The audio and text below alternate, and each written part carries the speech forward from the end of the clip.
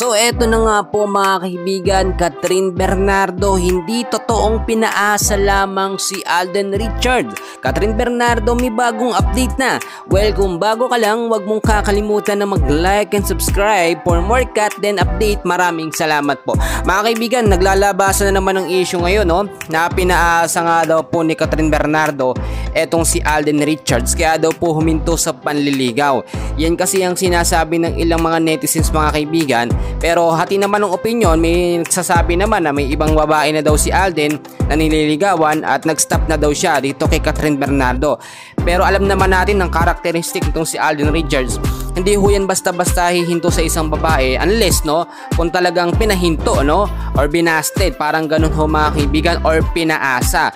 Sa kabilang banda naman, meron namang mga update na nagsasabi na hindi naman daw talaga pinaasa itong si Catherine Bernardo si Alden Richards.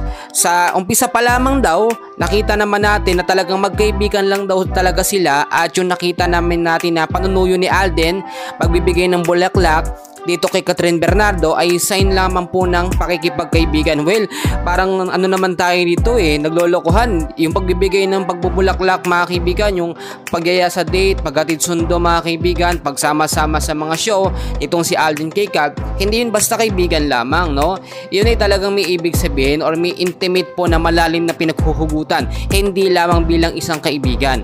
So yung sinasabi nila na pinaasa ni Catherine Bernardo si Alden Richards, parang meron ding katotohanan kahit papaano. Naglabas na rin mga kaibigan ng update etong si Catherine Bernardo sa isang sa IG post niya.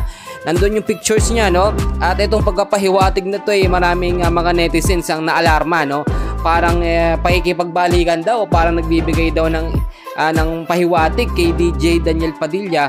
Eto nga pong si Catherine Bernardo. Kapag ginawa daw ni Kat na nakipagbalikan dito kay DJ Daniel Padilla mga kaibigan, masisira siya sa kanyang mga fans, Ibig sabihin, wala ho siyang isang salita. Samantalang si Alden Richards, napakabait, napakagwapo, Talagang hindi man lolokong tao, bakit parang pinaasa lang daw niya.